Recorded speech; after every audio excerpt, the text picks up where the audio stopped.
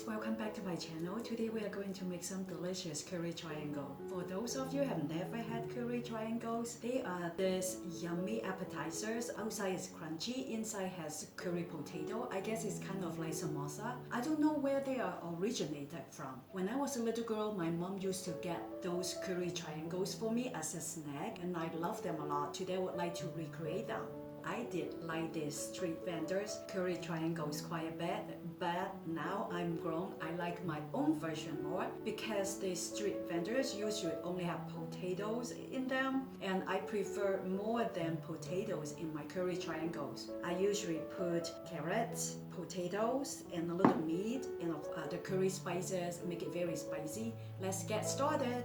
To save time, I have already cut everything in advance. Here are the ingredients. Let's start with potato here. I have 4 small potatoes that cut into cubes like this size, and then I have 3 tiny carrots and cut into cubes also like this size. The reason why I cut them so small so that they can be easily cooked, because usually it takes a while to cook potatoes and carrots. Here I have some ground meat that has already been pre-cooked. I'm going to use it in my curry dish. You can use any type of ground meat like ground beef, ground chicken, or ground pork, any type that you like. Let's look at this very beautiful plateful of spices. I have 1 tablespoon of curry. You can use any type that you like, and 1 teaspoon of turmeric, 1 teaspoon of onion powder, 1 teaspoon of black pepper, and 1 teaspoon of salt. Let's get going. I have already have this stove preheat on medium high. I have just poured in 2 tablespoons of peanut oil, and I'm going to put in my garlic. I'm going to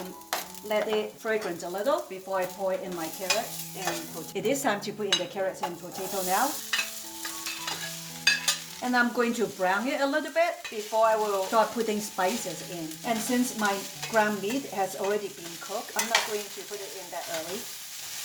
I have been browning the potatoes for about 5 minutes. I'm going to pour in all the spices now. Let's mix everything in. Put in the meat. I'm going to add about 1/4 cup of water so that the potato doesn't burn. And then we'll just cover it up and let it cook for at least 20 minutes.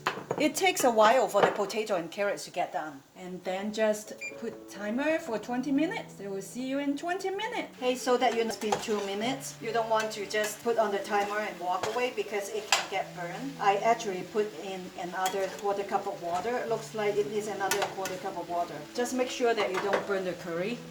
I'm going to put in more water, and it's looking like this right now. Looks really good. Okay, I'm going to cover it up and let it cook again. Keep checking it every 2 to 3 minutes. Make sure that it's not burning. It has been about 16 minutes and my curry ingredients has been done. So it only takes me about 16 minutes to cook everything. I also did a taste test. The taste is fantastic. I also added 1/2 teaspoon of sugar to make everything tie in better. Now we need to cool off the curry mixture, and we need to go to the next step when the mixture is cool off. The curry mixture is cool enough for us to work with now. We are going to use spring roll pastry for this curry triangle. You can get this in any local Asian grocery store in the frozen section, and it looks like this.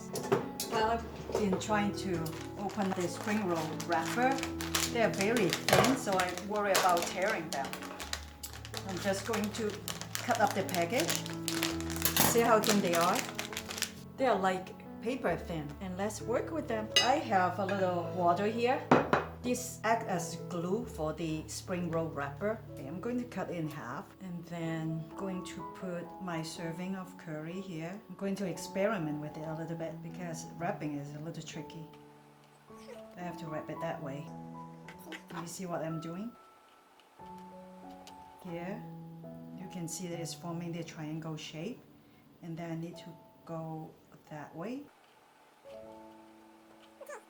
But then notice the other side is not getting wrapped, so I need to use this. Yeah, this spring roll wrapper is not long enough. And then what I need to do is I need to use a second one to seal it. Let's seal it with water. I'm just trying to seal up the first one that I did because this wrapper is quite thin and it's not big enough. I usually get a bigger one, but the store doesn't have it, which is okay. You just need to use 2 of them. Okay, this is the first curry triangle. I'm finally done wrapping all the curry triangles. They don't look the best, but I guarantee they taste fantastic. Like I said, if you know a better way to wrap them, let me know. If you can find a bigger and longer spring roll pastry, it could have worked much better, but I couldn't, so I'm just trying to work with what I can find.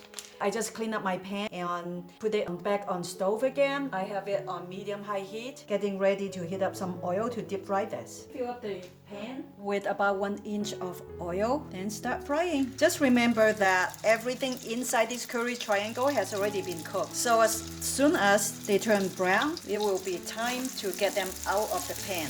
They will be ready to be served. You have to be careful when they get this brown, they are done. So they get burned fast. The oil gets too hot, so you need to turn down the oil and watch them carefully. Wow, I outdid myself. I made 20 curry triangles. This is my last batch. Finally, these yummy curry triangles are done. I am so anxious to try them. This smells so good. Let's taste it.